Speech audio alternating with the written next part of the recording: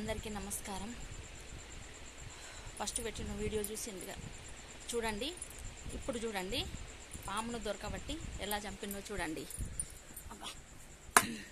చూడండి, మనం ఎప్పుడైతే ఏదన్నా విష పురుగు చూస్తామో, మనం విష జంతువు చూస్తామో, మనం ధైర్యంగా ముందుకు నడవాలి. అప్పుడే మనం చూడండి ఎంత పెద్దగా ఉందో. అమ్మ, వీళ్ళు వస్తారు వాళ్ళు వస్తారని ఎదురు చూసుకుంటూ ఉండకుండా నేను తెలివి కొద్దీ బెడ్ ఎక్కి ఒక మంచి గుత్పకట్టే మాకు ఎప్పటికి ఉంటుంది ఇక్కడ, దీన్ని బట్టి ఇది చంపిన.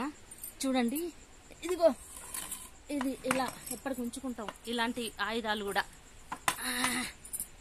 మన వాళ్ళు వచ్చేసరికి లేట్ అయినప్పటికీ కూడా మనకు మనమే రక్షణగా భగవంతుడు మన అందరూ ఉంటాడు అనుకోండి.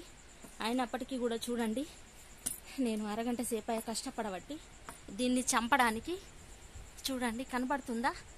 అమ్మయ్య, నాకు దెబ్బకు చిన్న చిన్న చీమకు కూడా హాని చెయ్యని దాన్ని చూడండి.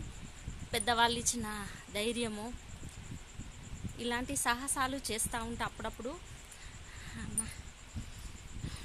రేపు షార్ట్ ఫిల్మ్ షూటింగ్ ఉందని చెప్పి నేను బట్టలు బ్యాగులో రెడీ చేసుకుంటా ఉంటే మంచిగా వస్తుంది ఈనంగా.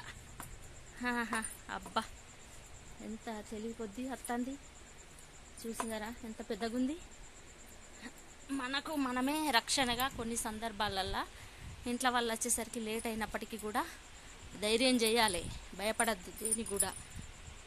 మనం పుట్టినప్పటి నుండి మనకేవి రావు, పరిస్థితులను బట్టే మనకు ఇలాంటి కోపాలు, తాపాలు, ధైర్య సాహసాలు ఏదైనప్పటికీ కూడా మనకు పరిస్థితుల్లో నేర్పుతాయి. నేను ఇది వీడియో పెడతా చూడండి, ఎందుకంటే కొన్ని సందర్భాలల్లో బాధలు సాధలు కలిగినప్పుడు ధైర్యం లేకుండా చిన్న చిన్న వాటికే ఎంత సెన్సిటివ్గా తయారవుతుండ్రు ఈ తరం పిల్లలు. అంత సెన్సిటివ్గా అవసరం లేదు. కష్టాలు వస్తాయి, సుఖాలు వస్తాయి. కష్టాలప్పుడే మనం ధైర్యంగా నిలదొక్కున్నప్పుడే మళ్ళీ సుఖాలు వస్తాయి, సంతోషాలు వస్తాయి.